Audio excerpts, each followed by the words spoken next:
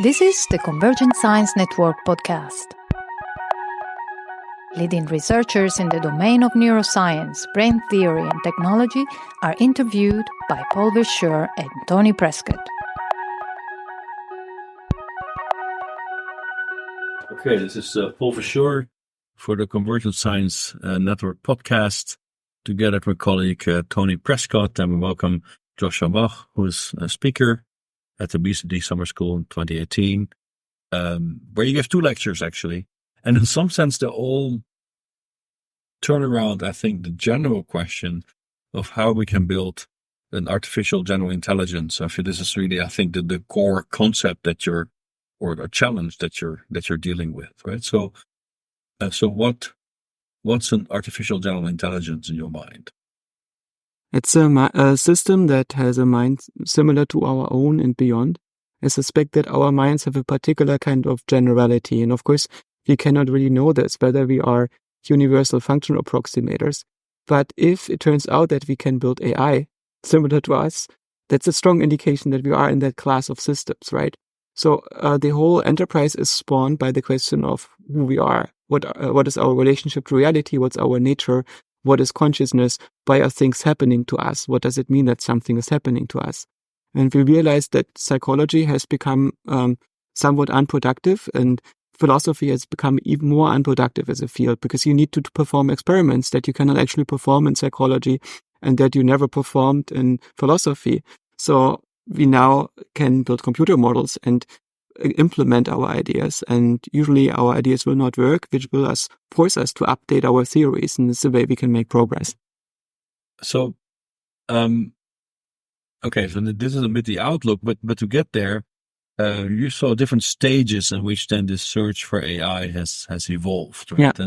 And so we go from our symbolic AI, this is sort of version 1 or first order, to an AI that's more like the current forms of AI that we know, where we use different machine learning methods to actually that can learn functions, right? This was the whole point, as opposed to humans writing them out. We can try to learn them.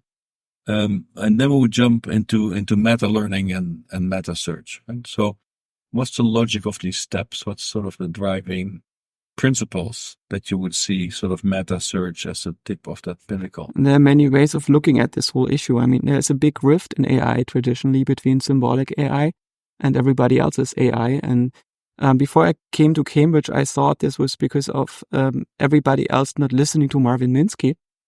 And after I got to Cambridge and met Marvin Minsky, I felt it was basically the opposite. That Marvin Minsky, who co-founded the field with John McCarthy and a few others, realized that in order to understand cognition, we need to teach computers how to think. So we need to build cognitive AI in a way. And then he made the decision that this needs to be symbolic.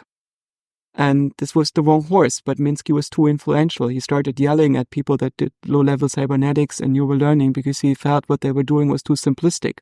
And in a way, he was correct. What they were doing was very simplistic, but it turns out the way we can get to simple grounding into the kind of operation that our minds are doing, that start from there. They don't start from symbolic representations, which are so highly abstract that we can only form them after generalizing over our perceptual representations and operations and so on, right? These symbolic operations, we get them by making our representations so discrete and low-dimensional that we can apply analytic operators on them. It doesn't work the other way out. You cannot start with these analytic operators, or at least this project has not worked out. But what happened is basically this big rift, because Minsky basically started yelling at people for doing other things than he did. And this created an area of burned ground around cognitive AI, which was also symbolic AI, and the AI of other people, which never bothered to read Piaget anymore, and instead mostly did neural learning and so on.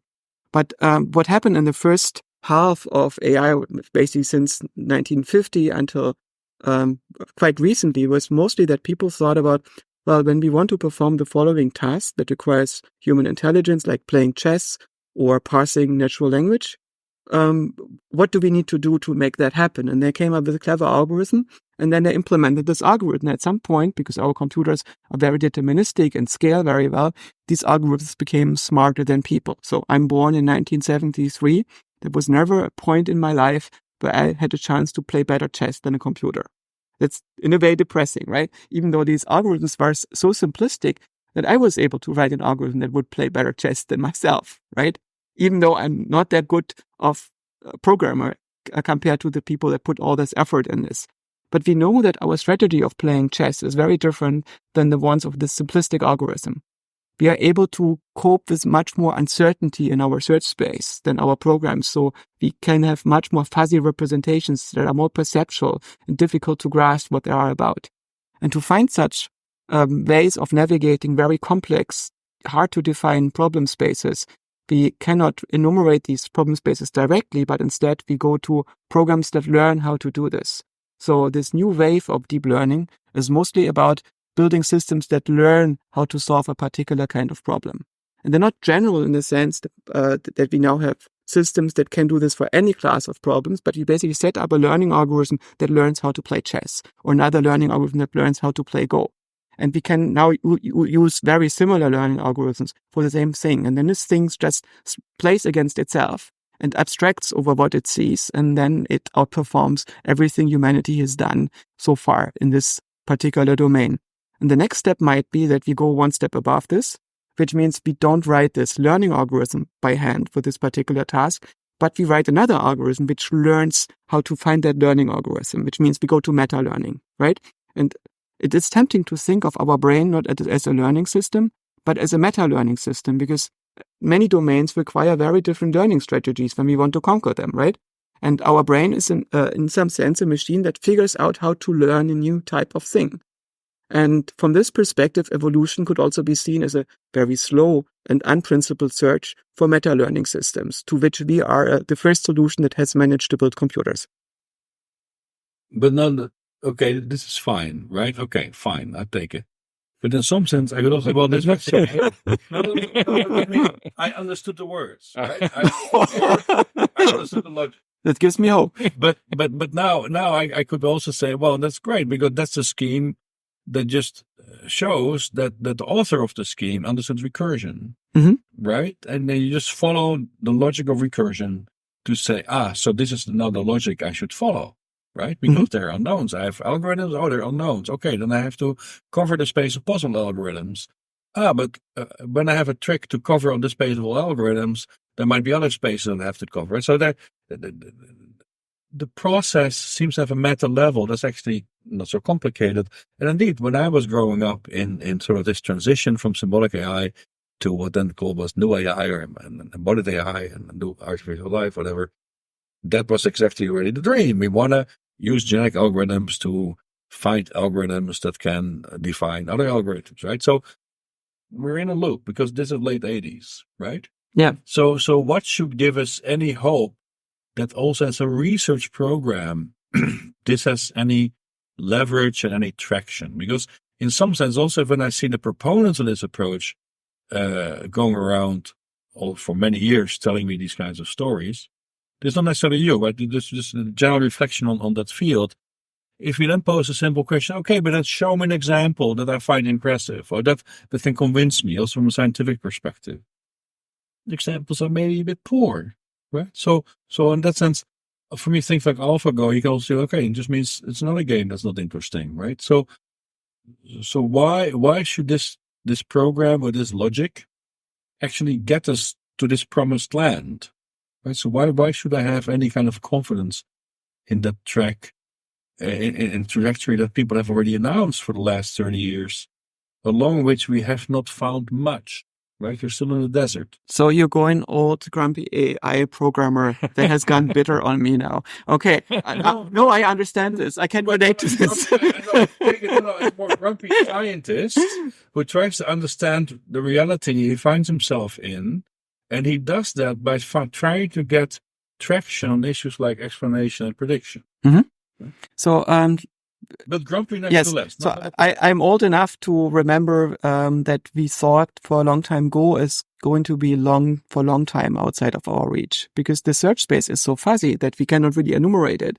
And the situations cannot easily be ordered. Like chess situation where you say, my queen is gone, this is probably very bad. And there should be something making up for this if I go down that part of the search tree. And in Go, all these things are much, much harder to define. So we thought for a long time this might be out of our reach for maybe even our generation or the foreseeable future. And a system that combines human intelligence with machine intelligence is going to dramatically outperform the whole thing. And now we know if we add human intelligence to this, it's going to get worse, right? There is nothing that a human player right now can add to AlphaGo to make it better. And so I think this is a reason to have a slight bit hope, but it's a very unprincipled reason. To get to a more principled perspective, I think we need to take a step back and wonder, what is it that a mind is doing, right? A mind is some system to make models in the service of regulation for an organism. And to make a model, you need to identify the meaning behind information. But what we get from the world is information, certain patterns. We try to predict other patterns with it. And the meaning of information is its relationship to change in other information. And that is what we call a model. So when you have a blip on your retina, the meaning of that blip is the relationship that you discover to other blips on your retina at the same point or at different points in time, right? And these models that you can come up with describe, for instance, the movement of people in a three-dimensional space while they exchange ideas and have an economy and all these wonderful things. And they are a simulation generated in your brain to explain and predict the patterns on your retina. You will not be able to do this for all the patterns. Some of them are just going to remain blips because you don't find a relationship. So we call those noise. And it's a lot of noise in our retina, right? So when we try to make sense of our universe, we get a few samples of bits at different points in time. We try to relate them by making these models. This is the task of our mind. So we already know our mind is a function approximator. And we also roughly know over how many data our mind is going to approximate. We know how many seconds we are alive. We know roughly the frequency at which neurons operate. We know our surface that basically is our systemic interface to the environment that we operate in and so on. So we have a rough idea of the ballpark in which we operate and over which we make models. Aren't you describing just one side of the elephant? Because now you're pulling at the tail and you say, okay, we need to compress information, right? Mm-hmm. So that's why we build models. But on the other end, the other side of the elephant, we have also the need to generate action, to control physical systems mm-hmm. in real time. Yeah, in the service of regulation. That's fine. Yeah. But that doesn't necessarily satisfy this whole idea of compression and model building. Because now I have to sort of flip it around and sort of again decompress into a real world that is open. Right? You cannot necessarily capture all of that with the idea of model building and data compression. I'm not quite sure in which sense you would ever decompress. Because I don't interact with some decompressed world. I'm interacting with the world of my model, with the simulation, with the dream generated in my neocortex. This is subjectively the world that I inhabit.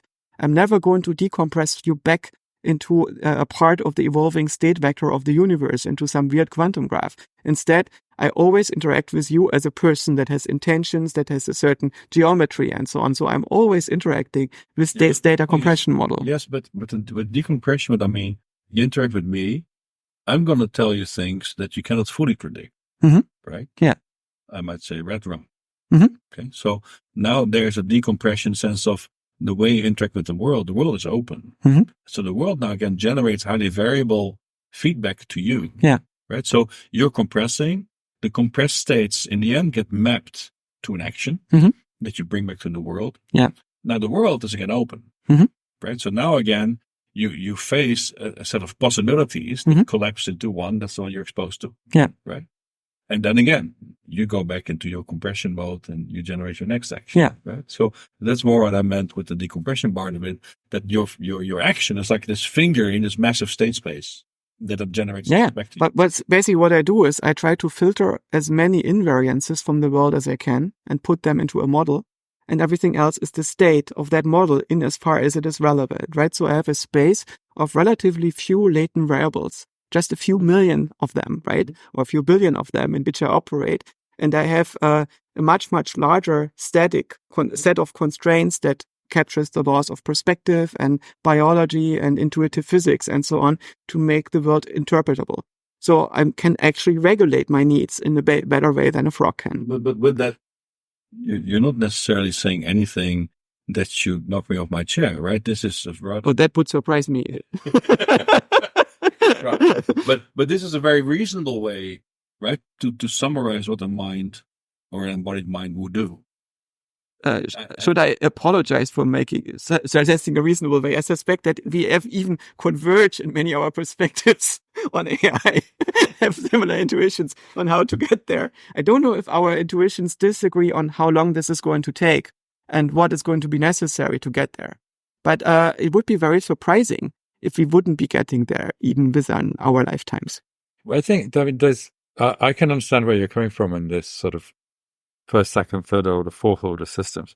But people have been thinking about this for a long time. And whether it could be so neat is, I mean, it's kind of like a physicist's view of how things could possibly be. And you're a psychologist, so it surprises me you take such a sort of a neat taxonomy of intelligent systems. Oh no, I'm just trying to tell a story that fits into a podcast. It's way more complex than money. I mean, say that intelligence is function approximation, which is a huge statement. Oh, it's in itself. I mean, that's one of the things it is. What else is it? It's the ability to act appropriately in real time, and that may not require function approximation. The reason why I don't do this, why I don't lump this in this regulation, is because we observe that there are people that are very bad at acting appropriately, and they might nevertheless be extremely intelligent. So I would distinguish the ability from reaching your goals, which we could call smartness, from intelligence, which is the ability to make models, or wisdom, which is the ability to pick the right goals. But we find very often when we observe people is that excessive intelligence is often a prosthesis that our brain is using to compensate for the lack of being smart or being wise. Yeah. Okay. So we can have this particular definition of intelligence, which maybe captures one aspect of human intelligence. Of what minds are doing. Whether it can capture general intelligence, in terms of all the different kinds of intelligences that humans have, sort of in a Howard Gardner sense. Yeah. There might be multiple kinds of intelligence. Maybe they're not all function approximation. But then, if we look at what learning is, what learning to learn is, what searching for the optimal theory of function discovery is, these aren't necessarily, as you say, a recursive thing of applying the same idea multiple times to itself. They could be completely different things. Oh, I fully agree. And so what we have in the current wave of AI is basically the optimization of inductive learning systems. Mm-hmm. But, we still need deductive systems, and we need to discover abductive learning systems, which reason beyond the data, which no current deep learning system can do, but humans can do. And we don't know how humans do that. And we need to also automate the process of scientific discovery, and we have no idea how to do that either. So wait a moment. You might be too bold in your statements here. Me? Yes, I do remember when deep learning started to be. I think he's trying to be nice. When deep learning came up, basically everybody around me, including myself, started to make statements about what deep learning cannot do. And time and again, we had to revise our statements about what it can and cannot do. And it's a surprising thing to me. Still, it's surprising because you have these essentially mostly feed-forward networks with very limited recurrence because we cannot train this very well, and very few lateral links because we cannot deal with those very well. And still, at some point, Google threw away everything that computer linguists had been done over decades in terms of machine translation and replaced the whole thing with an end-to-end trained, relatively dumb feed-forward network. Yeah. And there is this thing, if you think about your neural network, your feed-forward network, not as representing a brain, something like a neural architecture with all these recurrent connections, but with a function that correlates adjacent brain states, it's not quite clear what it cannot do, right? The question is, do we find a sufficiently well-defined loss function and an algorithm that converges quickly enough on a solution to that particular function? So when you want to find an algorithm that discovers truths in a particular mathematical domain, for instance, by discovering new theorems, it's not entirely clear to me that we can prove that our current deep learning approaches cannot get there. No, wait. You're going too quickly here because if you take this example of machine translation by Google, right, we have to, I think, really think also about the epistemic autonomy of these systems, right? The old symbol grounded problem. Why could Google get away with throwing away a lot of the traditional methods is they could also capitalize on the collective knowledge of a huge amount of humans who would just add exceptions and new information to the lookup tables they can build. Right? So by virtue of that, the system actually worked. Right? So that means epistemically it was not autonomous. Right? So in that sense, it didn't solve the problem of translation as biological systems as ourselves would perform that. Of course, they found a workaround. Yes, which has been really shrewd, if you want, and smart, and the way they capitalized on human knowledge is fantastic, great, but it doesn't mean that they really solved the actual challenge. They found a workaround. Of course, the question is, what is the challenge in terms of providing machine translation?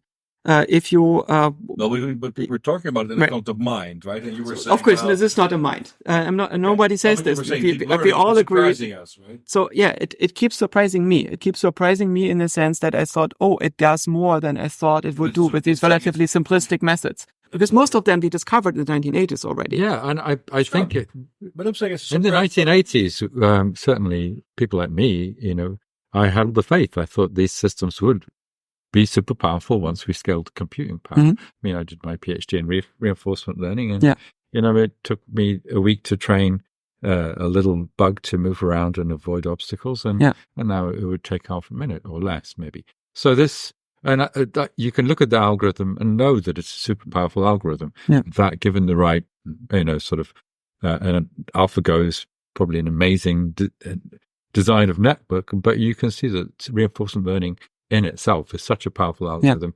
Given a state space that's so easily defined as Go, it ought to be able to do really well in that. So the things where I disagree with you is, I do think it's possible, or it's actually very likely, that the current class of algorithms is not going to carry us all the way, and we need to invent new classes of algorithms. Yes. Yeah. But the thing where we disagree is, I cannot even prove that one. I haven't seen a proof that they cannot do this. So as long as there is no proof for this, we don't know the limitations of these things. You're arguing against yourself then. You're saying that we don't need to go to... No, I'm just saying that you put in a certainty to the negative, where it's not even that one is justified. We don't know that. I think we don't know how far the current approaches can carry us. Well, it's very difficult to find a proof for the absence of something. Yeah. So you're asking the impossible. So, you could say there are certain classes of algorithms that you can, in principle, not learn. If you could find a proof to show, when Tony says something, we cannot get this thing to discover new theorems with this. This is a pretty bold statement, and you could probably formalize this. And then I could ask Tony, what increases what is the evidence for that claim? Except a vague intuition. Well, no, I think scientific discovery requires interaction with the world. And that's what makes scientific discovery different. You can't just, you need to go out there and you need to make observations, and you don't know a priori what to observe. None of these things neural networks can do at the moment. And people have tried to automate that. But I think you guys are much too cozy there together. Because I don't understand why you guys are not in a state of panic over this challenge of epistemic autonomy. Because this actually, I wrote a few papers in the 90s already on that, analyzing NetTalk. Right? NetTalk was one of the big breakthrough moments in connectionism, because, we can map words to pronunciation features. Right? And we have emergent vowels and consonants in terms of the pronunciation features. But the thing is, if you analyze the data the patterns that were presented to NetTalk already encoded this distinct separation between vowels and consonants. So there was no magic there. That everything to do how humans had pre-coded the data. So that again means it was not epistemically autonomous, right? So, and this is the problem with bumper heading all the time. These systems learn fantastically well on human annotated data. Yeah. That's not helping us. So as long as we're not really solving this simple grounding problem, we're not making progress. That's one issue. And I haven't heard an answer for that yet from your side of the table.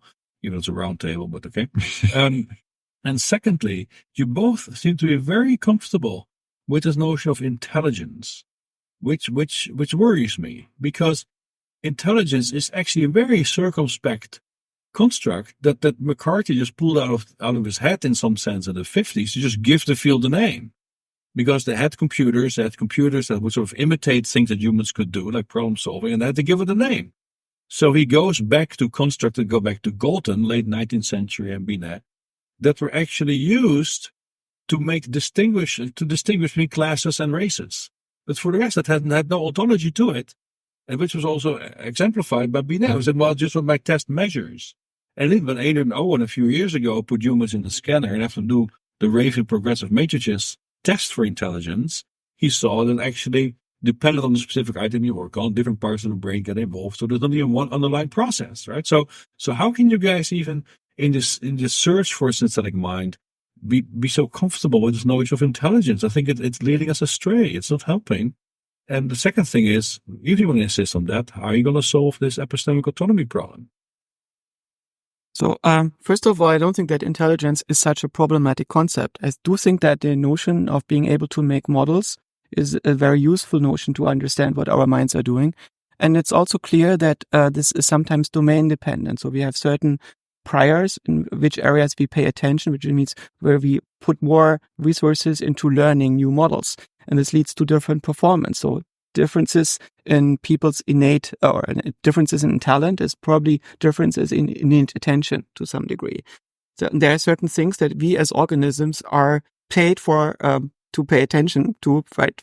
Paying attention, for instance, to facial expressions or to the emotional states of others and so on. And this will create different degrees of resolution in our mind with respect to these domains and bias us in a certain way.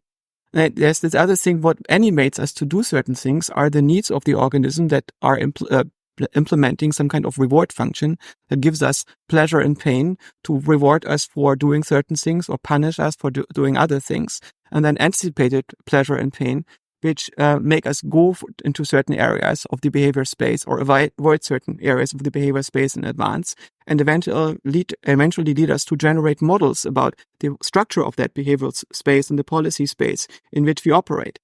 And so if you ever build a robot that plays soccer, it's not very difficult to make a robot want to go to the ball in some emergent sense, right? And if you imagine that your robot has many more needs that it needs to satisfy, like recharging its battery from time to time, avoiding injuries and maybe getting repairs from time to time when the injuries have accumulated to such a point that they impair its function. So you could imagine that this thing needs to satisfy a number of needs and achieve some kind of dynamic homeostasis about them. And suddenly you have a system with some motivational system that gives relevance to what it needs to do. And then when you think about your mind as some general function approximator that has, so to speak, a bit of cortical real estate that it can use to model certain domains of its environment with more or less resolution, then what you should be doing is whenever you have a problem that you cannot solve with your existing feedback loops, you need to create secondary, tertiary feedback loops. And at some point, this is not enough. So you need to spawn a completely computational model of that domain. So this is probably what our neocortex is doing. It creates a computational model of a domain so it can regulate this domain, because you cannot regulate what you don't understand. That Ashby's good regulator theorem. If you build a regulator, then the structure that it implements needs to be isomorphic to the system that it regulates. And the world that we are in is a very complex, three-dimensional dynamic physical world, and then it's overlaid with a very complex, even more complex social world and economical world and so on, that are in dynamic interaction with each other. And this is what our cortex in some sense is modeling. But not in an isomorphic way, I hope. You do abstract, right? And compress, as you said earlier. Yeah. So isomorphic to what, right? There is a certain world that happens there physically, and we already know that what we perceive as being the world is very, very different from this. So for instance, there is no sound in the world. There are air molecules, at least when seen from some perspective, right? They're actually also not air molecules, but from some frame of reference, we can describe the stuff as air molecules, and there are electromagnetic forces between them that give waves of traveling pressure. And then there's some Fourier transform happening in our cochlea that measures the energy of these waves in different frequency ranges. And this gets sent in the neocortex. And now the neocortex does its very best to predict the structure of these patterns. The result is some interesting geometric calculation that our neocortex approximates. And these geometric patterns we interpret as sound, right? And then we organize the sound into things like phonemes or into musical patterns and so on. That's fine, but none of what you said necessitates the use of the word intelligence, right? Because now you talk more about induction, right? The ability to build models, right? The ability to estimate the sources of the sensory states that you're exposed to. I think that before you get to the sources, a lot of other things are happening. This idea that all the patterns that we perceive go to sources is already a major inference that you're making, right? So you make these inferences because they give good predictions, right? But what you eventually try to do is you try to predict patterns. And maybe a good metaphor for this is to think of a synthesizer, right? A synthesizer is a haphazard arrangement of electronic components that have the property, if you connect them, they go into weird oscillations and produce interesting dynamics. And you have a few knobs that you can use to fiddle until it makes the sound that you want. And imagine you have something like this built from neurons that the brain fiddles at the knobs until it's able to predict the patterns coming in from the cochlea in a few dimensions. And when it has done this exhaustively, it moves to the next layer and then tries to identify the covariance between the knob states, between the latent variables that it has discovered. And now uses this to generalize over the previous patterns. And it does this until it's able to fuse the different sensory modalities into a simulation of a dynamic free space with moving objects. It does that in the context of a superbly tuned body, a sort of physical apparatus which provides all the transducers, which these, sort of pattern recognizers, function approximators can work on, and already decomposes the world in a way that is well set up in order to be able to make sense of it. So, I mean, in your notion of function approximation can't really stretch to include this aspect of what some people call morphological intelligence. Yeah, I'm totally biased against that. I don't believe in morphological intelligence. It must be true that the body makes the challenge of the brain. Intelligence. Well, I don't like the word intelligence or morphological intelligence, but other people use the phrase. But it's certainly true that the body makes the challenge for the brain has much simpler. It makes it easier to control walking because your legs are inverted pendulums. It makes it easier to do hearing because you have ears. You're talking as if you have never seen a toddler walking with legs that are absolutely not fine-tuned to walking. Yeah, your movement of your geometry of your body is optimized for your adult state. If you are a toddler, it's actually much harder to walk because all the centers of gravity are off, and you still manage to do this. In the same sense, you have all these nerves scattered over your skin.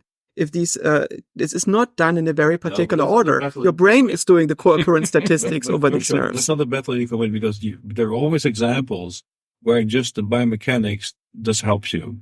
Take grasping, right? You just push the center of the hand and grasp. And this is true for any age or development, right?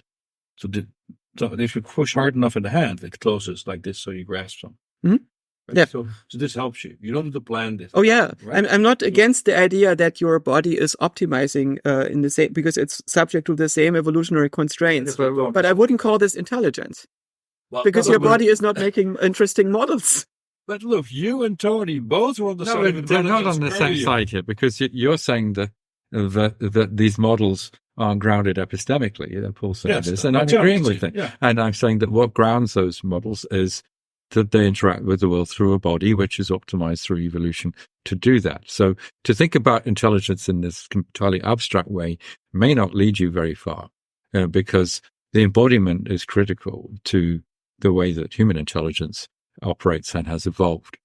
And we may not be able to build disembodied AIs just by having recursively bootstrapping and learning systems. And people are trying to do that and have been trying to do that for decades. And what I don't see is any breakthroughs in that or imminent breakthroughs. So maybe we need to follow this more biologically grounded approach, which is to say, let's build embodied AIs. That would be my approach. I think it's partly your approach, certainly falls.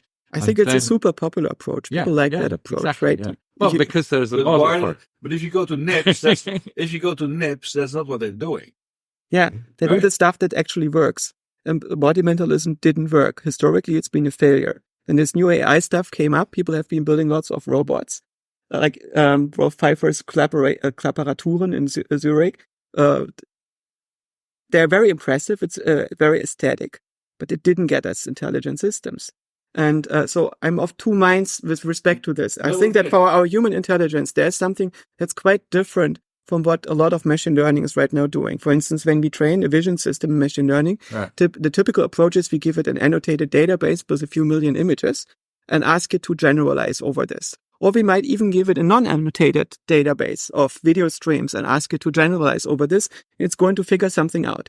But it's figuring something out that is slightly different from what we figure out because, for instance, it's prone to adversarial examples. So you change a few pixels strategically in the input image, and suddenly instead of a cat, it sees an ostrich. How is that possible? It's probably because it's mapping this onto a space with a very different structure than the space that our minds is mapping these things on, which means it gives you a similar classification under most circumstances, but not under all circumstances. Especially, it's not good at dealing with novelty.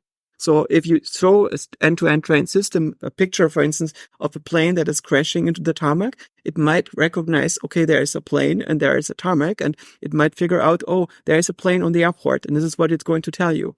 It's going to miss out on the crucial, interesting fact that this plane is about to crash, and bad thing is going to happen. So how can we do this? And I think it starts, in this sense, I agree with this embodiment thesis. We start with our proprioception when we are born. It's already set up. And we already have made a map of our body surface before we are born. And then we add stuff to that map. We probably add stuff to that local perceptual space.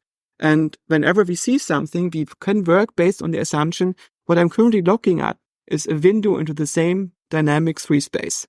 So everything that I perceptually sense is a part of the same unified world, right? This is a very interesting thing. So when somebody shows me a picture of a cat, I don't see an isolated set of pixels that I now has to classify. I know it's a person giving a picture to me of a cat that has been produced by a machine and at some point was a window in a different part of the same reality. This is the way I make sense of it. And it's very hard to fake such a universe, right? Wait, just so before we go there, I heard me challenge you that, so you were saying, look, a lot of people believe in this sort of embodied view of mind. I'm explicitly not saying intelligence. And then I challenged you and said, look, but if you go to NIPS, no one's doing it. And they said, because it doesn't work.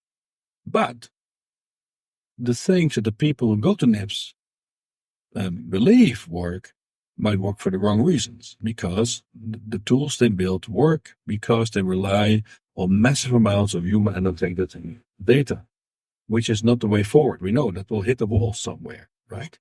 Well, then you said, well, look at Role 5. Well, I brought robots to Role 5's lab in 1991, so I know roles work pretty well, right? And then we have to be clear, what does it mean to work, right? In our own trajectory, this whole embodied approach has worked extremely well because we have really explained aspects of the brain to the extent that we could make testable predictions that were confirmed to some extent, not were falsified. So from the perspective of a scientific program, this has been extremely successful to the extent that now we are repairing the brains of stroke patients with it, right? So it also depends very much on how you define it worked. So I think we should be very careful there. And so did we scale to anything you might want to call artificial general intelligence? No, that's the future. That's a challenge, right? But I think the situation for embodied models of mind are not that bleak. It just depends what you're looking for. And if you benchmark is what the computer scientists and the big tech companies are looking for, sure, then we might not be performing really well. But if you're interested in a more scientific program, I think we really have made huge progress. I think, and that there is value there, and that might be an alternative approach to these questions than the more computer engineering informed one. Right? I think we should also take care to distinguish the practical work from the industries of AI hype and anti-AI hype. These are two variable industries that feed a number of people to produce AI hype or anti-AI hype. And there is actual research work and there's also scientific work. And these are slightly different things. And if you look at NIPS, it's a very diverse thing. I mean, it's about as large as Burning Man, but sells out in a quarter of the time by now. And there are a very large number of people that do very constrained vision stuff or convolutional network things. And there's also many, many other people. And the absolute number of people that wanted to do a science of intelligence under the umbrella of AI was always a pretty small minority. And I think the ratio of people that do this is almost unchanged. So the vast majority of people in AI do engineering. They basically build useful applications for data processing systems at the forefront of what we know about how to do clever data processing. And a small subset, a few percent of these people are interested in actually how the mind works and dedicate their careers to that question. And just because so many people now do AI doesn't mean that these others are not doing it. It's the same fraction. The absolute numbers are probably larger than ever in the history of AI. And still, it's a small subset. And the absolute number of people that are interested in building models of minds and have very similar ideas to you and me with respect to this, that are at NIPS, are probably still a few hundred to a few thousand people. Mm-hmm. No, sure. No, I think this is really an important distinction, right? So, okay. So now we got that out of the way. Right? Let's move on to the second slide. Exactly. So you did emphasize that consciousness has a role to play in reaching this synthetic mind, right? So what's your definition of consciousness? What's its function? And why is it such an important ingredient to synthesize mind? So there's several aspects to consciousness, and when we use this word, we often don't make clear what we mean by it, right? It also doesn't help. It's mostly a thing that we know by pointing and not by agreement about what we mean by its particular functionality. So there is something like alertness, the ability to react to stimuli in real time and so on. Then there is the ability to learn and update, and the ability to reason about your behavior and reflect on it. There is the ability to attend to stimuli and high-level stimuli that you abstract in your brain into mental simulations, and to remember that you attended to them, and to remember that the second-order attention to this, so this reflexive consciousness above this access consciousness. And then, last but not least, there is this phenomenal experience, what it feels like to be in a particular situation, right? So maybe we start with this one. At the core of what it feels like, if you really meditate very, very deeply, you feel that there is, at least this is what it appears to me like, a fundamental kind of disagreement with the universe at some level. And whenever you perceive a feature, it has a particular meaning with respect to this kind of disagreement. It gives you a particular kind of relevance. It's like zero-order consciousness. And then as soon as you start conceptualizing objects, before you think about them in terms of reflexive language and so on, you get something like first-order consciousness, where you see a particular thing and you feel, I am perceiving a particular thing. And when you go above this thing, then you are in the conceptual level already, that basically you now start carrying that thing around, second order, like in a glass bowl, and you see this glow of consciousness. With every step, it gets a little bit darker. But it's a symbolic manipulation that you perform to shift that thing around in your mind and do things with it. And when I give a linguistic report about the whole affair to you, then consciousness is a far distant memory to the processes that produce this, or it's like a myth. It's something that my linguistic apparatus is not actually participating in very much. So there is something like a subjective feeling of being conscious in actuality. And the weird thing is that we probably cannot be conscious in actuality, in the sense that a physical system cannot do that. The brain takes a long time to process stimuli. For instance, when I stub my toe, probably takes something in the order of 700 milliseconds for that to register in my neocortex, in my integrated world model. But I have the impression, not only do I perceive this in real time, but I also act on it in real time. Subjectively, I'm not just experiencing this with a nice time delay that can be filtered away with some editing trick in my mind, but I also have the impression it is me that acts on that stimulus that happens right now, right here.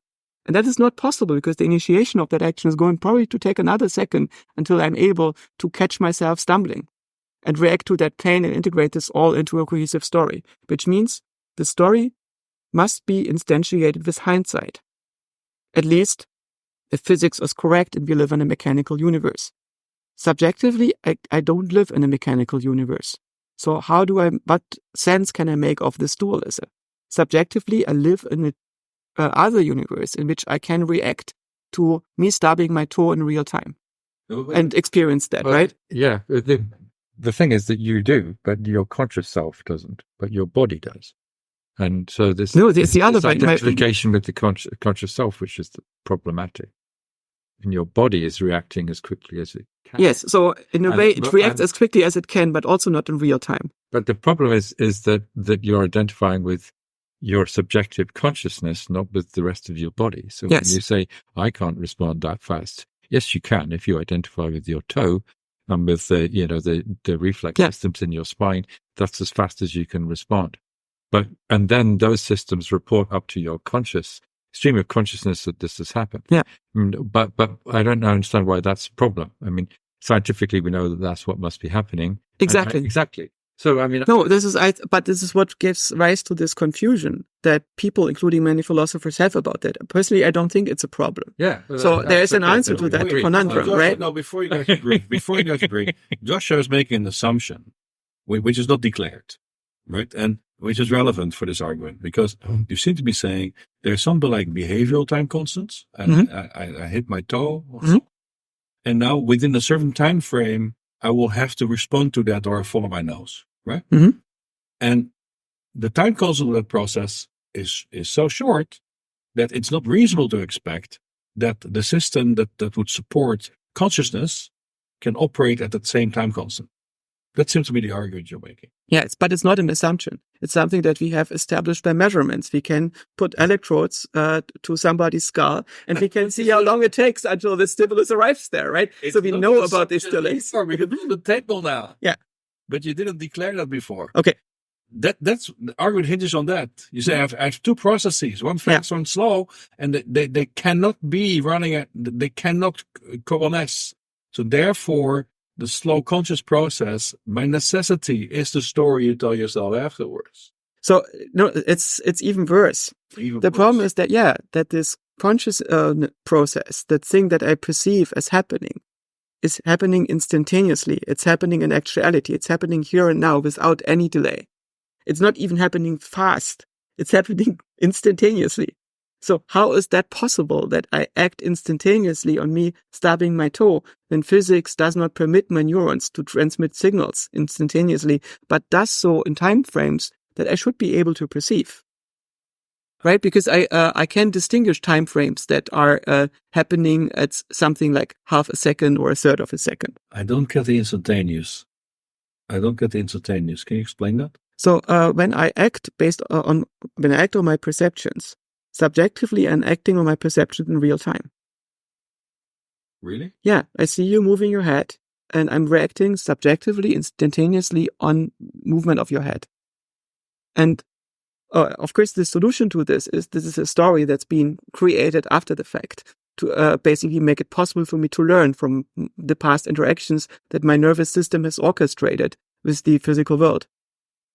Well, maybe that's also a little bit the tricky bit of subjectivity. I don't experience it like that, because I live according to my own theory, which is real time is subconscious, and conscious experience is delay, right? So I don't experience stubbing my toe in real time. I don't, not at all. Maybe you're not conscious. That's definitely possible. We cannot exclude that option. But it seems. Why are we so surprised that folk psychology is wrong? And we grow up being... Well, this is not folk psychology. I'm talking about my subjective experience. But your subjective experience is folk psychology because that's what you've been told as soon as you were able to listen. These were explanations of... Nobody talked to me about consciousness when I was old enough. They talked to you about... where did you grow up? They talked to you about the fact that you could control your toe, and that if you stubbed your toe... my parents mostly stayed out of my way. I learned to control my toe by myself. But still, that doesn't matter, right, Joscha? Yeah. You may have evolved your own folk psychology, but maybe. Fortunately, you grew up into a scientist, and then you discovered that it was largely wrong. So now that we've discovered that folk psychology is wrong, we can just put it to one side and not worry about it. No, the thing is that what I have to explain is the set of phenomena that is subjectively available to me. So the reason that people get confused about consciousness is that they have a particular kind of experience, and that experience seems to conflict with what is scientifically possible, which is why people like Tononi get extremely come up with very expensive theories. Right? I mean, epistemologically and ontologically very expensive theories. There is the reason why they're willing to carry their burden. It's because they're not going to give up on what you so derisively call folk psychology.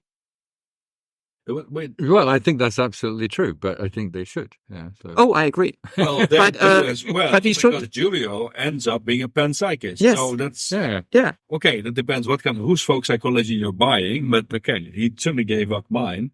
But the thing is, I think you try to wiggle yourself out of a problem here, Joshua.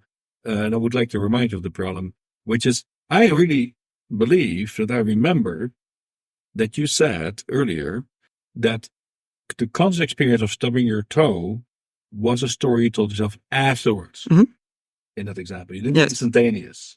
Yes. And then I was trying to help you, but of course, thank you. I was doing the wrong thing for the right reason, right? Or maybe it was all wrong. By just trying to look, you're making this fundamental assumption that we have a dual process system that have different time costs. Oh no, that's not why I'm doing. Basically, there is something else going on.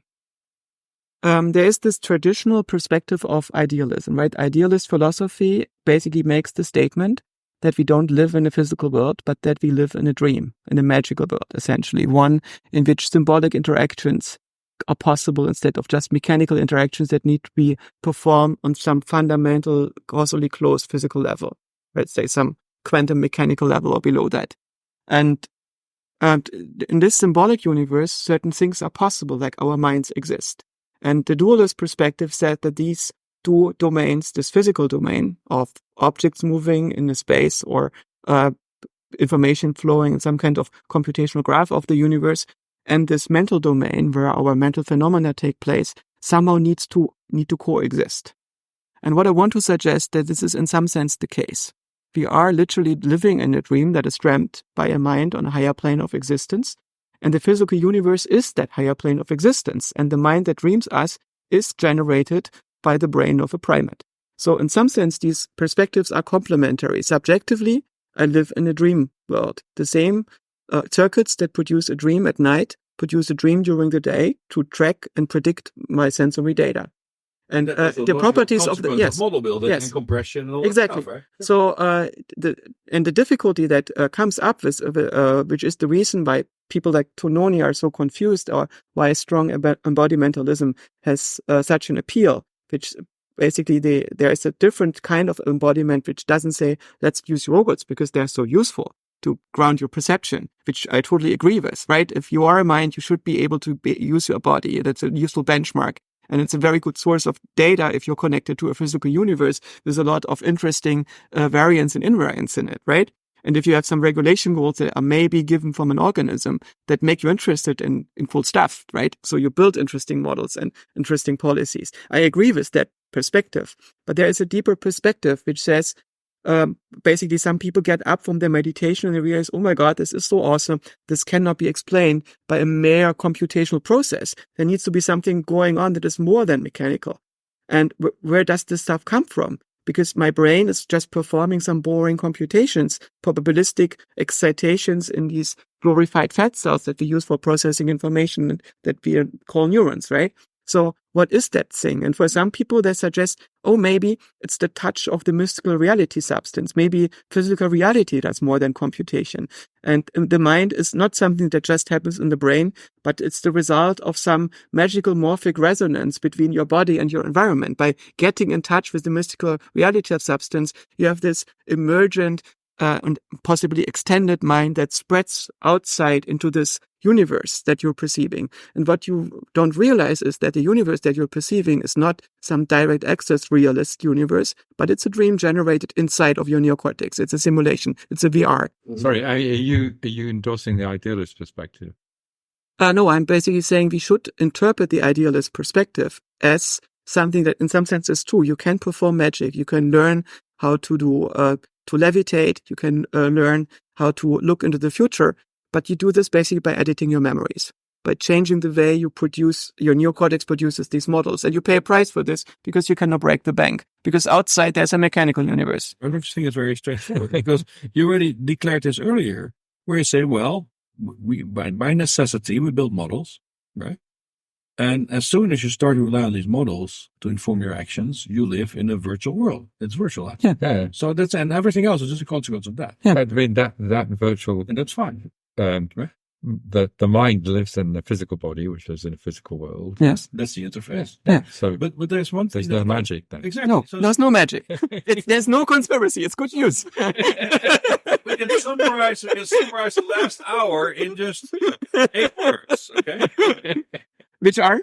The mind built models, and as a result, you virtualize. Mhm. Right.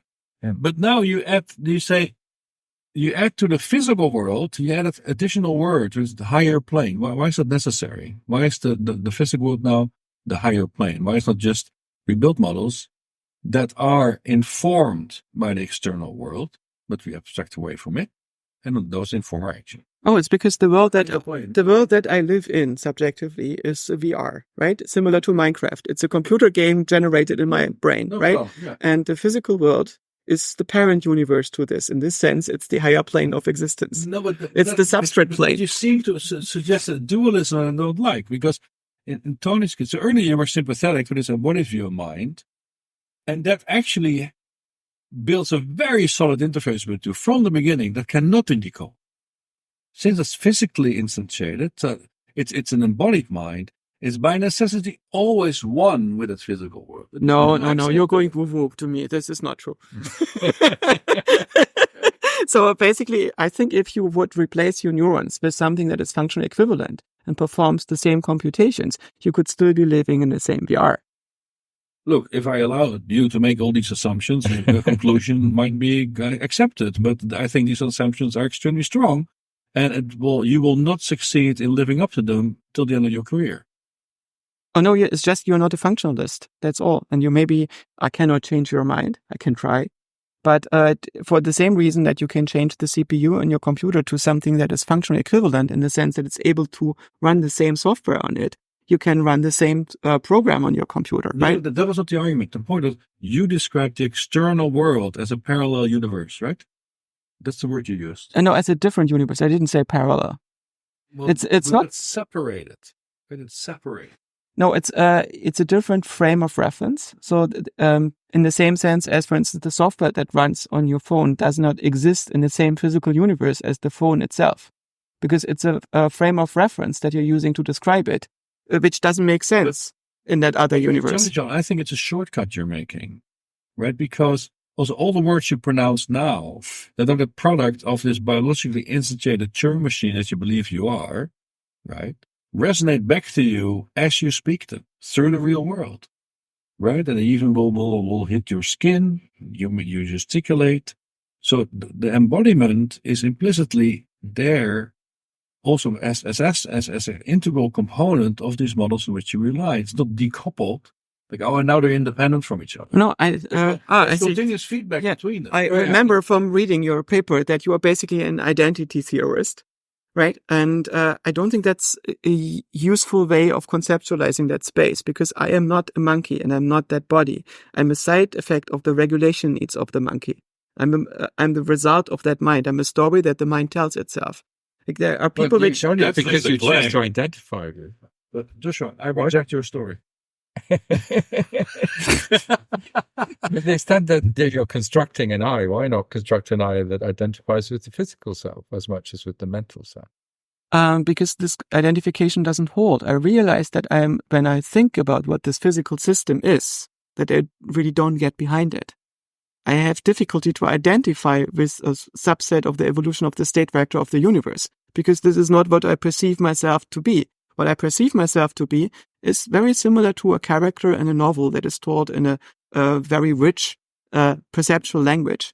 And this character in this novel is something that the brain uses to tell itself its own story in a way. But it's not the story of a brain, or it's not the story of a primate or an organism or a bunch of cells or a bunch of particles. It's something else entirely, right? Because the thing is, a brain is a physical system. It cannot feel anything. It cannot experience anything. Neurons cannot experience anything. But it would be very useful for the brain to know what it would be like if it was somebody who could experience something. So what the brain is doing, it creates this VR of a world. And then within this VR, it creates a person, a simulacrum of a person.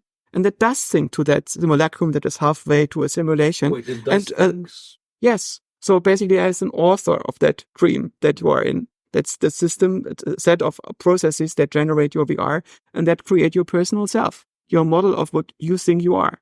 And then it does things to that model, like expectations and the result of past actions, and then it witnesses the reactions of that simulation and uses it for learning. Yeah, but I mean, then you're identifying with this thing which is flickering on and off, because this simulation itself isn't going on all the time. Most of the time you're operating in the real world, your body's just doing things.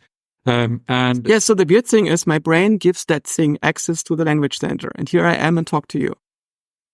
And here we are. It's sort of element. You don't have to. It's totally optional. It's a bonus. No, but look, this is partially all reasonable because.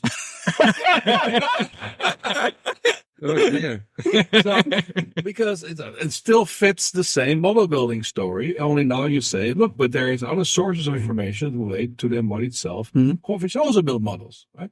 But now you have a problem because you indeed actually explicitly declare that there is something observing that model, right? So you have to solve an Oculus problem. No.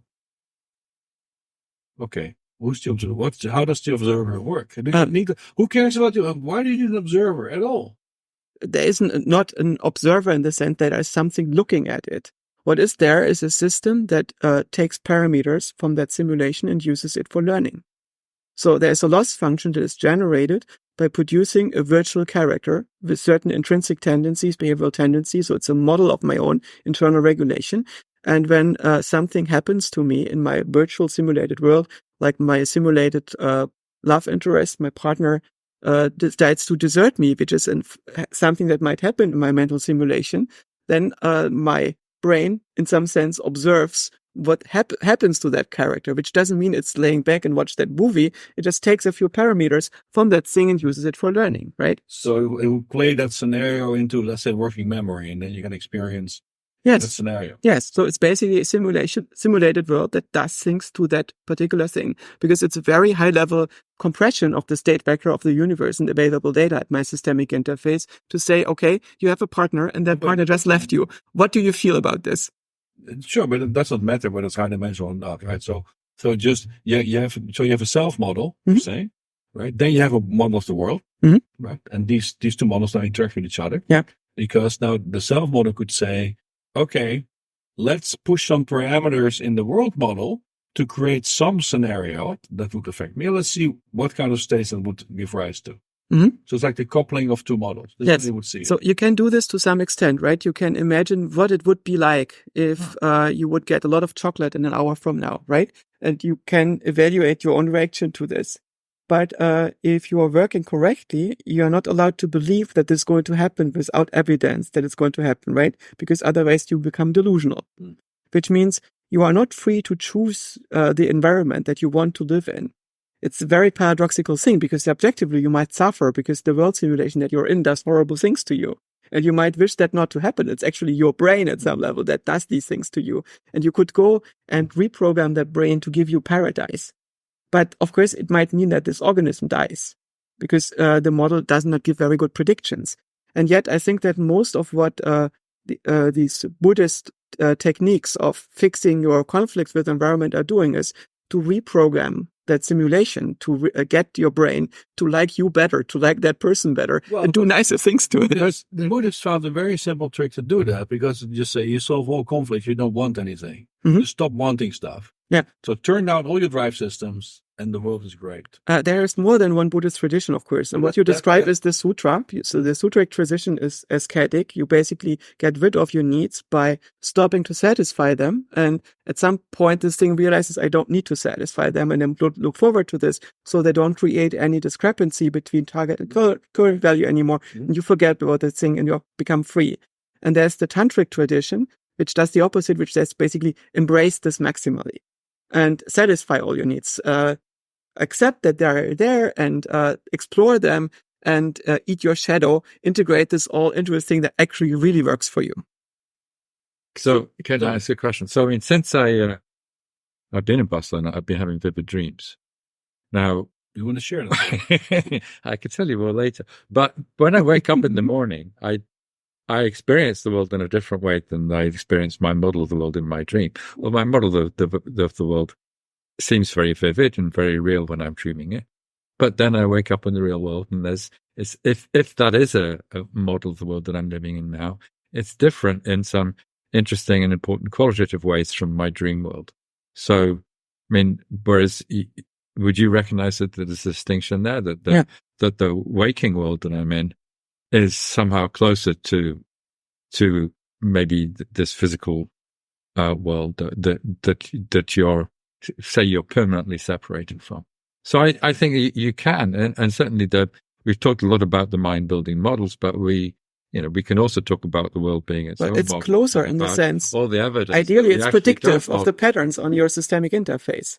So at night, you're dissociated from your sensory input. Yeah. Which means that your dreams spin freely, and you have no way to invalidate your hypothesis of the world state that you're in. Also, dreams tend to relax your priors, which means your model has more degrees of freedom than it would have during daytime. Which gets us back to grounding. So when I'm awake and when I'm not daydreaming, I'm in a grounded state where I can't believe arbitrary things or, sort of imagine or see cockroaches climbing off the walls, which I did the other night.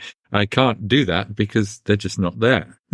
So the world is grounding me in this awake state. Yes. So this makes me closer to the physical world than I would be if I was entirely living in a mental simulation. Do you think it's a very useful category to say closer?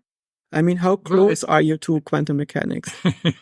But I can believe with some confidence that my perceptions, in my everyday state reflect something about the physical world. So it's not that I'm trapped in my mind. I've got access. Let's not mistake the physical world for quantum mechanics. They're two very different things. No, quantum mechanics is probably not an ontological theory. It's a particular kind of formal theory that allows you to describe low-level stuff. The only statement is valid. No, what I wanted to say is the world is more weird than quantum mechanics. The physical world is probably some computational system that progresses from state to state in a particular way.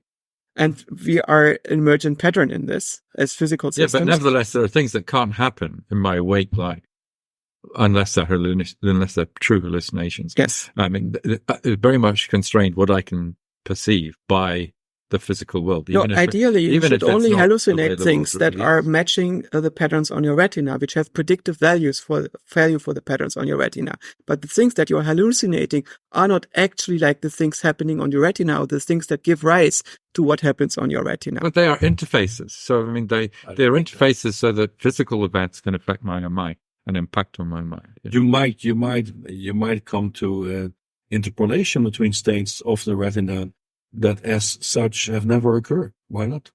I don't see that problem. You're very literal in that sense. And then the other problem I have, among the many problems I have with the one I will share with you now, is that you agree with this idea of the embodied view on mind, so the machine view on mind. But I think we disagree very deeply about what machine means, because I think I would even accuse you of only thinking about the machine in terms of a Turing machine. And that's why I think also the word computation is so central for you in the way you describe these phenomena. Well, again, I would see the Turing machine as just a thought experiment, as a very ideal kind of... Yeah, it's way too powerful. We need finite state machines. But also physically doesn't exist. At best, it's approximated.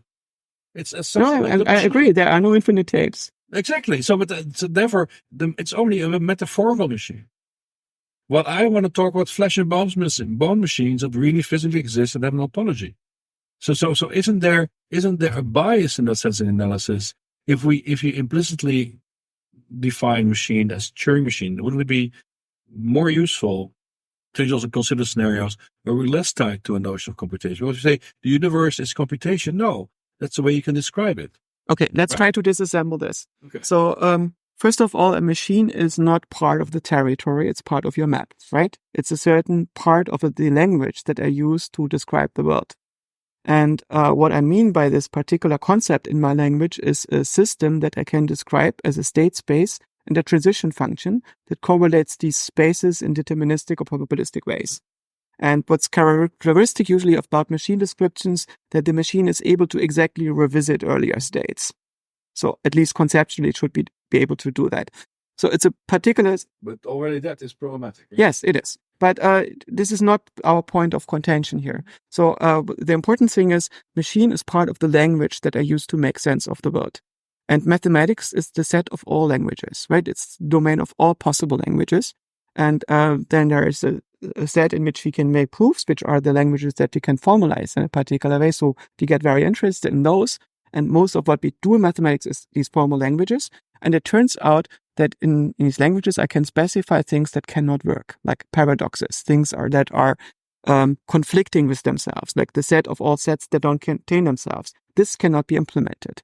And for something to exist, it probably needs to be implementable, which means it needs to be realizable in a way that it can produce certain functions, that it can perform certain things, right? That it can go from state to state and give rise to states at my interface to my environment. But I cannot know what that is, that thing, because I only get discernible differences. And even this, I don't know exactly if I really get the discernible differences that I think I get, right? So I had to make very conditional models. And it turns out that mathematics allows me to reason about these conditional models if I have evidence that my mind is cohesive enough to afford this reasoning. And the good news is the theory that my mind is cohesive enough to perform mathematics gives very good predictions. It's a very nice theory. So I can do some mathematics with my mind, and I can start bootstrapping certain things. And one of the first things I discover, but mathematics discovered very late, is that there is a part of mathematics that doesn't have contradictions. And this is constructive mathematics. And the modern name for this is computation. So everything that happens as a computation cannot have a contradiction. Your computer can never be in an invalid state, right?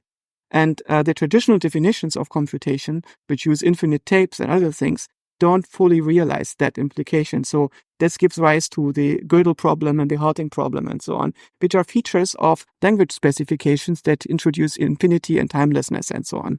But in computation, these things disappear. Now, in computation, a few things are different from classical mathematics. For instance, pi is suddenly not a number anymore. It's a function.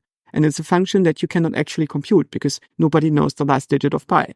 In order to compute the last digit of pi, you would need an infinite amount of energy to produce these computations if you happen to live in a reversible universe like ours, where you need energy to delete bits, right? So we will never know the last digit of pi if we live in a universe that you can mathematically deduce to be probably in, right? So we are not talking about reality as such. What we are talking about is mathematical models of hypothetical worlds. And then we try to discover the class of mathematical models that can explain our observations. And subjectively, we live in members of that class.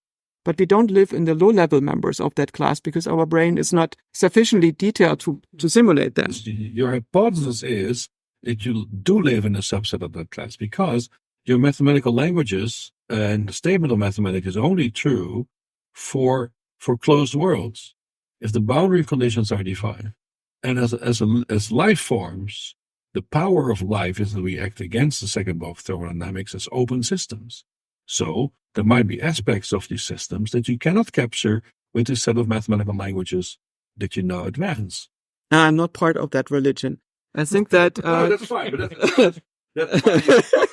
But still, you must convince me or... I'm trying. So, but you should explain. Let's say you should explain why you believe that this specific language that I'm trying to do it. Of computation would be susceptible for giving us any kind of traction to deal with these open systems that we call life. Mm-hmm. I don't think that life is about open systems. The meaning of life on Earth is the hydrogenation of carbon dioxide. Roughly speaking, life is cells. The meaning. Catalysis or something, but that's not necessarily. Only in the sense that people are asking for the meaning of life, right? Of course, there is no meaning, but in the sense that people are asking for the meaning of life, why is it there? What does it do? Asking for the meaning of life. I was saying your computational language might not be appropriate to understand life, including consciousness and everything in between. Okay, I'm trying to show you why I think that is the case. Of course. Okay. So what life is about, it's cells. At some point in 1650, we didn't know what was life in the same sense as people in 1950 didn't really know what was intelligence. You could point at it, but you didn't know what it structurally, functionally was. So in the same way as I would say today, and you might disagree, that intelligence is the ability to make models, I would say today, or most biologists would say this, life is cells. A cell is a molecular machine that is able to extract net entropy from a very wide range of environments. And it has something built into it that is almost literally a Turing machine. You have this DNA tape with a read-write head. And this thing implements an operating system on the cell, which allows the cell to become part of a cellular automaton to create an organism. Not necessarily writing states on that tape, right? It's reading it. It's reading it, but it can also write a few things. And some of it also writes in methylation. So we have this epigenome, which the flash drive, yes. But there even neurons seem to be breaking their DNA in particular ways to write something odd. But largely, of course, it's a ROM. We're mostly reading from this. And when we also write state, but we do this in additional parts in the cell. So with methylation and changing the layout of the genome. Basically a few bytes that we can write. And what the cell can do is it basically measures its state, which is a chemical configuration based on processes that happen inside of the cell and processes that chemicals diffuse over the cellular membrane from the environment of the cell, which might also contain other cells. And based on this, the cell is going to go into a new state. And in the process of this, it either regulates something or it differentiates itself into another cell, which will behave differently when confronted with the same set of possible states, or it might go into apoptosis, or it might divide itself. So your cell combines a net entropy extractor, this state machine, differentiation mechanisms that allow them to participate in evolution, and a self-replicator. In the absence of any of these components, your cell is not going to work. Once you have these components, which are incredibly complicated and probably require an enormous amount of rolls of the cosmic dice, maybe in the same order of magnitude as their available planetary surfaces in a sufficiently isotropic region of the universe, right? You have that thing life. You have this evolution of things that grow up. And what life can do, what other dumb chemical processes cannot not do, it can produce controlled reactions. Right? We are in competition with dumb combustion processes and redox reaction on this planet. And when they start, we usually cannot outperform them. When there's a fire, we lose against the fire. The fire is so efficient in closing like entropy gradients. But there are some things that we can do, like we can do photosynthesis if you are a cell. So you need to add a little bit of energy to harvest more energy in the end. And what happened initially was that the cells, some of them discovered after a while a way to turn energy from the sun into their own structure by taking carbon dioxide from the atmosphere and changing it into their organic molecules and putting oxygen into the atmosphere. And they did this for a while and worked successful in this. And from the geological perspective, this was the major oxygenation event, a major event where suddenly you had a lot of free oxygen in the atmosphere. We don't have We're dangerous, we're just agreeing with each other. So Paul said that animals are machines that can physically exist. You're saying that animals are computational entities, but you're defining those in a particular way such that there can be ones that can exist. So we're largely agreeing. Mm-hmm. Yeah, so now there happened a singularity at this point. At some point, some cells decided to combine together and form organisms, which made them participate in a multi-level selection. And they mostly became carnivores. They started eating other cells. We're not making progress here because the challenge was a somewhat different one. Right? I'm giving you a computational description, and I'm trying to explain to you at some point why life is not an open system. You don't give me a computational description because you already admitted that the state machine of the cell is not a Turing machine, but it might be sort of... No, it's just a finite state machine. It doesn't have an infinite tape. It's less than a Turing machine. Right, exactly. It's not more. But the point is... It's also not something different. Computational language might give you leverage in describing certain processes. I give you that, not a product. Mm-hmm. But you seem to give it some ontological status. That was my concern. Mm-hmm. Right? But I mean, I think we cannot discuss ontology. What we can discuss is epistemology and metaphysics. No, we can because you seem to give it some exclusive descriptive power that I want to question a bit more. And that's why I also was challenging you on this notion. Is your notion of machine a Turing machine?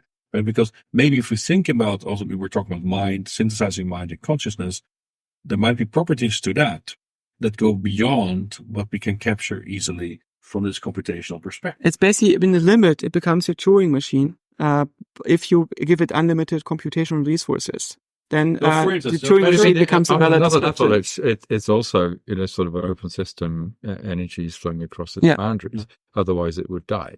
So this is just another way of describing what it's doing.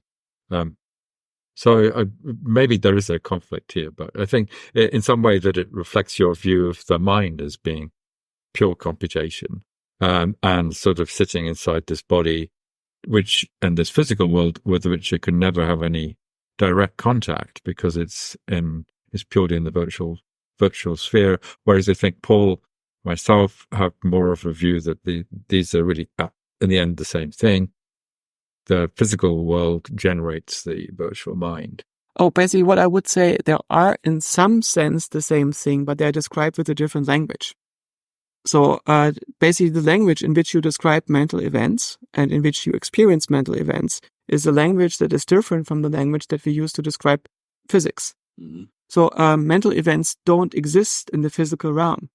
And it's also not all physical events exist in all languages of the physical realm. For instance, wetness doesn't exist at the level of molecules.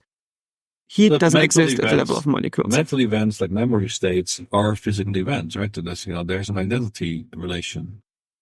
You will know examples of that, right? From where you go to physiology, you look at place cells or something like this, right? So my challenge is more to say, look, fine, you have a computational language and Turing machines are fantastic and Alan Turing is really a great... Wait a moment. No, I'm not convinced of this.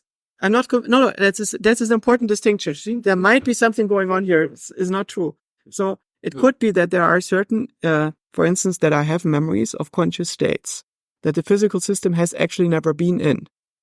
From my perspective, this is a conscious state that I inhabited because I have a memory of having had this in the focus of my attention. But you might be able to show that my physical system actually was never there.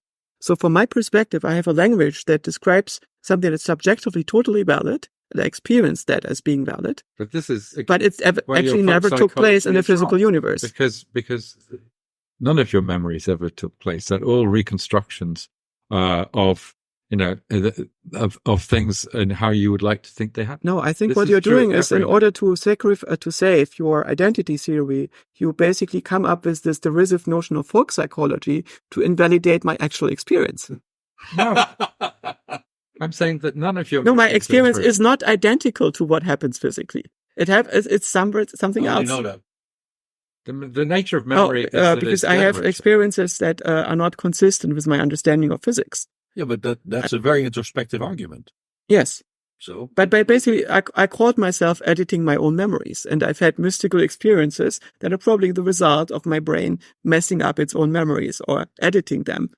And then it's a necessary part of being a physical machine that you can't go back in the past and relive that experience. All you can do is reconstruct it, which is what memory is, and it's always going to be different from the actual experience. Yes, but how do you know that I ever experienced that thing? No, you don't. Yes. So actually, you don't need recorded it. Based on the timing, I know that most of the things that I experience cannot physically take place in the way that I experience them. And that's all fine. So what? That's the fallibility of memory. Yeah. No, it's not just the fallibility of memory. It's also creative. It's constructive. You compress. You build models, right? So okay, big deal. No problem. It's basically it's something else. There is the distinction between a novel and the book. If you look at the book and you open it, you see characters in it, which are actually just colored parts of the categories, right? Right. Yeah. There is no story in that book except from the perspective of a mind who reads it. And a similar thing happens to me. I don't exist except from the perspective of a mind who generates me. And my own perspective who reflects on what I think I am. And that thing is distinct from this thing. So there is no identity at some level between the novel and the book. You could say there is one because the novel doesn't have a being in it, that is distinct from the book and the reader. But that's where your metaphor breaks down. Because your mind is not the story that's in the book. It's a bad metaphor because the book always assumes there's a reader. So now immediately you have your homunculus problem. And you don't want to have this homunculus problem if you want to have a scientific theory. So I like the metaphor to give a gist of this idea of the problem of natural categories. Fine. Mm-hmm. That was the idea of that metaphor. So you see that. As such, I accept it. Yes. But you cannot push it too far and say, therefore, also a story I tell myself about who I am, me as a story. Right? I'm worried that you're going too far in an attempt to save identity theory. I don't think it's very elegant. I don't think it works. Yeah, but that's functionalism, and there's we don't have a disagreement about functionalism. There's weak and strong functionalism, and you can be, weakly functionalist and say that you can have mental states in things other than brains, but there's a lot of constraints around what those sorts of things can be, I think that's probably where I would be. I don't know if Paul is an identity theorist. I think he probably is at least weakly functionalist because he wants to build robots that can have mental states. So, but then we can discuss what those constraints might be. And I think we're making some progress on that. Yeah. But whereas you're quite strong functionalist, so you think you could, take your mind, maybe you could put it into some very different kind of computer and it will still be your mind. Whereas for me, maybe for Paul, if it's instantiated by a brain, it's very hard to imagine how it could be instantiated in any other kind of device. But I'm still a functionalist because, in theory, at least, it might be possible. So to take a small step back from this thing, when we describe reality, we don't aim for a single narrative, right? What we aim for is the map of all possible theories that could explain the observations to the degree that we can discover them. And then we want to assign confidences in that theory space, right? To our best knowledge and meta confidences on why we assign the confidences if we can, right? So this is somehow the process that we are doing. So when we have a disagreement, we should be able to understand the perspective of the other one to in such a way that we could state it in ways that the other would agree that we stated this correctly.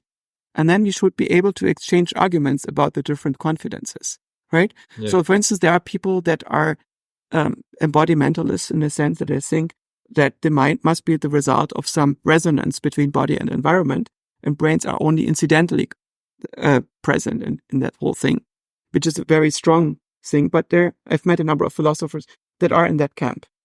And then there are people which are strong idealists in the sense that they think there is no physical system behind that dream. There's nothing that computes God's mind, and I live in God's mind.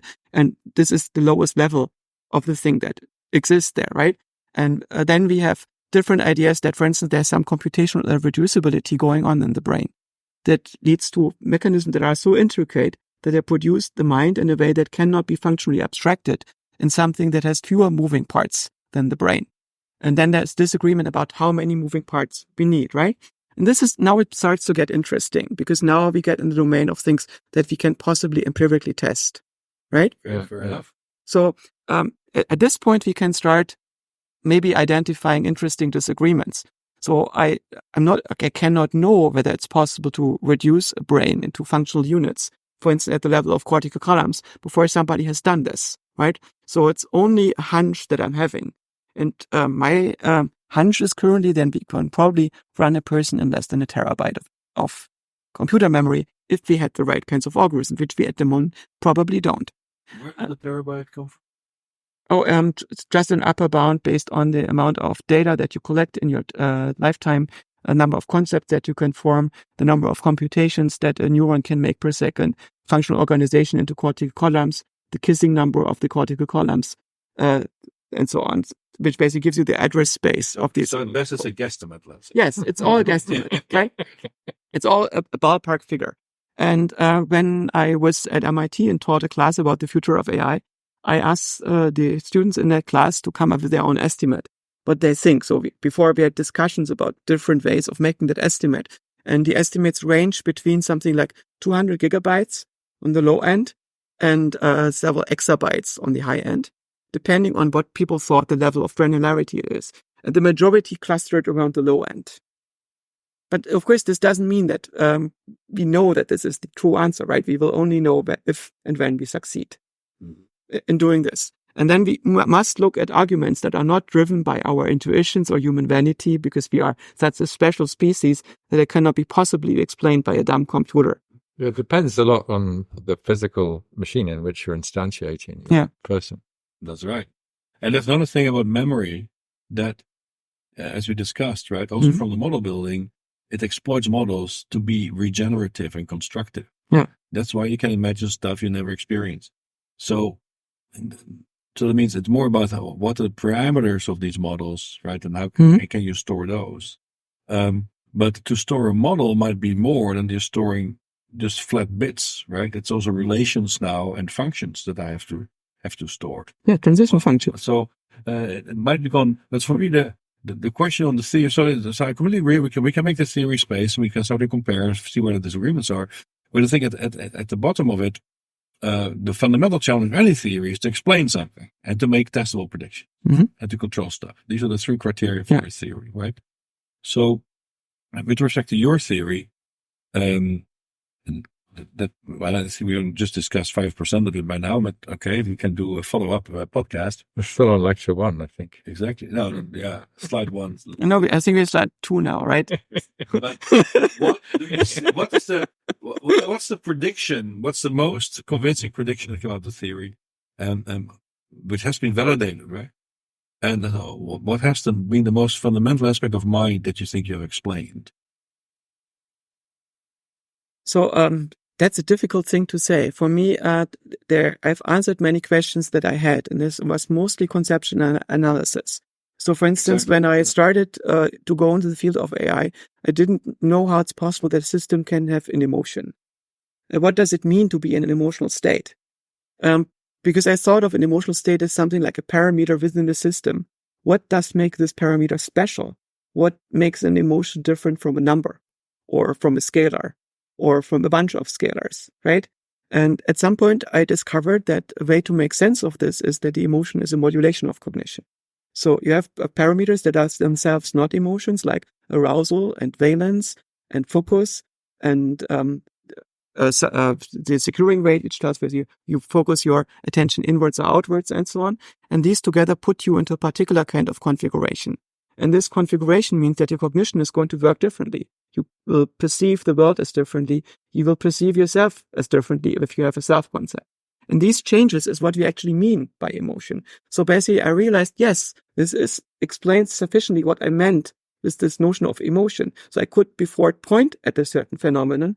And now this language allows me to perform a conceptual analysis that makes me possible for me to understand, oh, this is actually how emotion is probably implemented in an organism as a set of modulators that configure the cognition of that organism depending on the environmental and internal circumstances, right? So in this sense, it's not a predictive theory, it's an integrative model. And I've done this for a lot of things. For the predictive things, you can say, okay, we can come up with a machine learning algorithm that, for instance, identifies a cost function. You should think that the value of a cognition is proportional to the increase in expected reward if you perform it, minus the utility cost of not doing something else with these computational units, right? So if you implement this principle and you have lots of computational agents, do they perform useful modeling or useful computations in a given domain? This is an experiment that you can test. And many things in machine learning are in that area.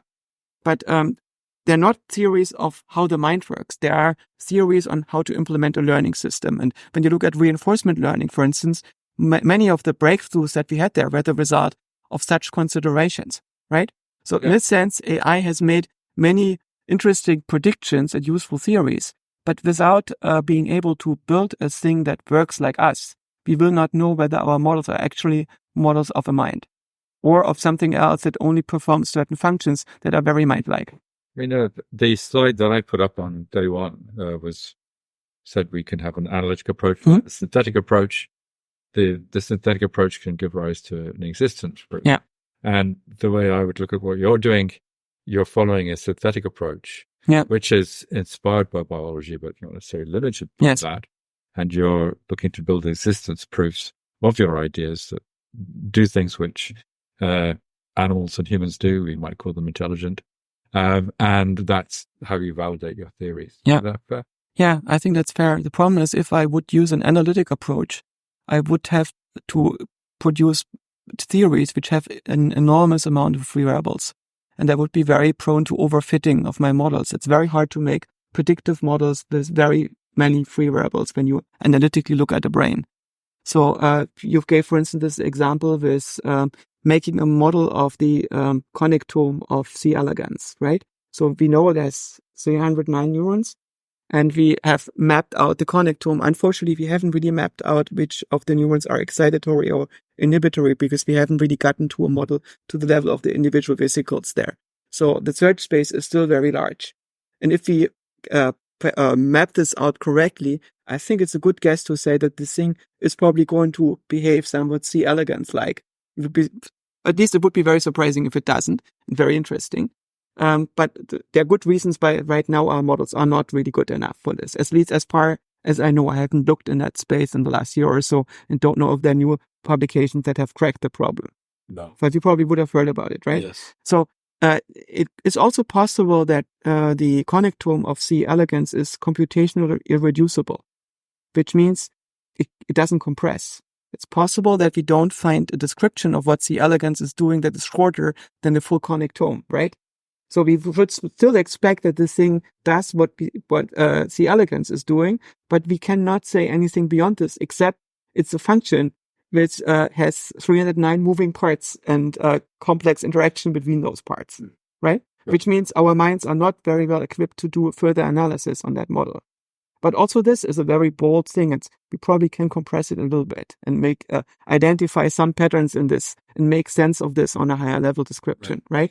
So this is what we would expect. But for me, the main prediction that I'm making right now is that at some point, humanity will build machines, building the current computational paradigms, which means building finite state machines that process information, that are able to perform similar intellectual feats as we do, if global warming doesn't kill us before that. That's basically my prediction. It will be testable in some sense. But on a bit longish timescale. Yeah, we don't know that. So there's, of course, this thing, Daddy, do you think that computers will ever be intelligent? Mm-hmm. Yes. Before I die, a little bit before that. Right, exactly. So, Joscha, so before we hit the finish line, we made quite a tour through many aspects of the mind, how we can model mind, how we can think about it also from a theoretical perspective. And also you have been really working very, very deeply and thinking very deeply about these challenges. So if we would like to follow in your approach to cracking this hard nut, what would be Joscha's law?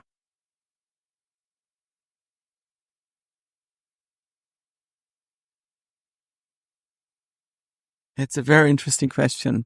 What would be my law in the sense, what strategy should I be using to get to results? What strategy should anyone use? Yeah, recommend it. But what should Tony be doing tomorrow? What should Paul's group be doing instead of the stuff that they're doing now? It needs direction. Yeah. Give us a law. Joscha's law. It really depends. I mean, if from a career perspective, my advice would be very different. It should be printable on a T-shirt as well. Cannot have too many words.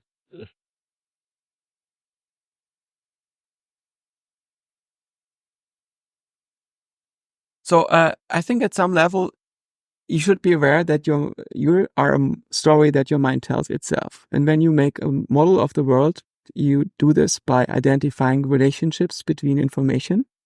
The most important rule there is that you have to understand that the meaning of information is its relationship to change and other information. And when you try to evaluate your model, the first rule for that is that the weight of your confidence should equal the strength of the evidence to support it. There are no valid beliefs without priors. You basically need to track all of your priors until you form a ring, until you know the rules of your reasoning, until you know the basic axioms that go into your mathematical languages. And then you try to see if you can find a model that matches the data, that matches the patterns that you get and has predictive value. And once you've done this, you try to see if there are other rings, if there are other self-contained systems that have the same power. And how's it the law? So the law is, in some sense, follow the evidence. Try to make models that track the priors. Always follow your priors and resolve them until you belief stops being a verb. Because that system is now self-contained and no longer has a relationship to you. Once you understand a way to define arithmetic, that definition of arithmetic becomes independent of you, right? Your priors until you're circular. Yes, until basically you get to a mathematically closed system. Every mathematically closed system, in some sense, is a tautology. Mathematics is a set of tautologies. Your destiny is to be a solipsist. No, why? I don't even exist, so how can I be a solipsist? A solipsist is somebody who thinks they exist. Now, that's a good law. I've pretty successfully deconstructed my own existence. Don't take that away from me. You're saying what Russell said in that clip, focus on the facts, not on what you want to believe to be true. But in some sense, I realized that Tony and Paul and me are characters in a dream that is driven by a higher mind on higher plane of existence. And the best explanation for that thing is that it was created in the brain of a primate in the course of an evolutionary trajectory, right? So this seems to be a theory that gives good predictions, seems to be sound, seems to be compatible with all the solid scientific results I'm getting. And There's not getting to our law now. Oh, no. The basic law is, I think, still this, what Francis Bacon discovered, the first law of epistemology. The weight of the confidence must equal the strength of the evidence. And I think from this follows everything else. If you take this thing, because you can take this and check all the alternatives once you have this hypothesis that you should be doing this. Joscha's law is Bacon's law. Yeah. Okay. Evidence is about. Oh, I cannot claim originality. I'm not a very original mind. Okay. I'm not that smart. But then, so the last question to you, Tony will chase you up 4 years from now. You might be in San Francisco by then, or somewhere else. We don't know yet, or still at Cambridge. I don't know what you're up to, but it sure will be a great place. But Tony's going to check whether you succeeded in falsifying or verifying a specific hypothesis that you're going to share with us today. So what's the most urgent hypothesis that you would like to see really fully tested in this 4-year time frame with respect to your theory of mind? Prediction.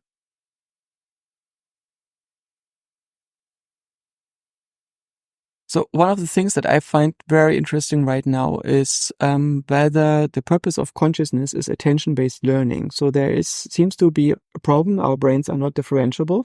They are not easily decomposed in a succession of layers through which we can pipe a loss function with the chain rule. So something else needs to be going on, right? And I suspect what's going on there is, among a few other things that I'm not seeing right now, an attention-based learning algorithm. And that might work by capturing the current binding state, the current latent variables that define the partial configuration of your brain, and a change that you are making to this configuration with respect to a particular goal and the expected outcome, and triggering conditions that tell you when you have a possibility to evaluate whether the change was successful. And then you commit this to an index, and conscious attention might be the ability to make index memories. And then you go into the future. You basically experience a few other world states, decompose this binding state to do other things, and then at some point the result manifests in the world. You reinstantiate this original binding state, and based on the outcome of your change, you reinforce the change or you undo it. And this could be a learning algorithm that sounds a little bit awkward because we need to do so many steps, but eventually we need to touch way fewer links than our current machine learning algorithms do. And what I would like to see is if this kind of algorithm actually works and produces useful results, and if we see a new family of learning algorithms that implement this or similar principles. Okay, very good. Joscha Bach, thank you very much for this conversation. Thank you too. The CSN podcast was produced by the Convergent Science Network of Biomimetics and Biohybrid Systems, a project funded by the European 7th Research Framework Programme.